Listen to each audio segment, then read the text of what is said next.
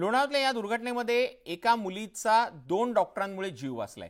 घटनेत एका मुलीला पर्यटनाचा आनंद घेण्यासाठी आलेल्या डॉक्टरांनी सीपीआर देऊन तिला जीवदान दिलं। ही मुलगी सुद्धा पाण्याच्या प्रवाहात वाहून गेलेली होती, त्यामुळे ती बेशुद्ध पडली होती। मात्र जर वेळेत डॉक्टर आले नसते तर मृतांचा आकडा वाढला असता। डॉक्टरांना देव का म्हणतात याचाच प्रत्यय या घटनेमुळे आलेला आहे।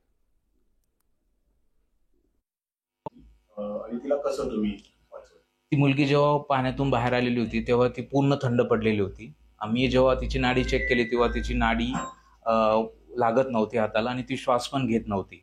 बरेच नातेवाईक आजूबाजूचे लोक तिला घेराव घालून होते। आम्ही सर्वात पहिले नातेवाईकांना आणि लोकांना बाजूला केलं, जेणेकरून तिला काहीतरी ऑक्सिजन सपोर्ट वगैरे मिळावा आणि मग त्याच्यानंतर आम्ही आमचा इमिजिएट सीपीआर आणि ब्रीदिंग तिला दिलं।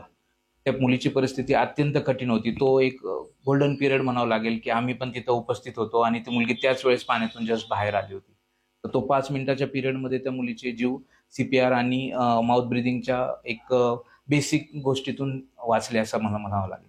तर बऱ्याच ठिकाणी अशा प्रकारच्या घटना सीपीआर दिला की काय कशा पद्धतीने तिथल्या उपस्थितांनी त्यांना वाचवण्याचे प्रयत्न करायला।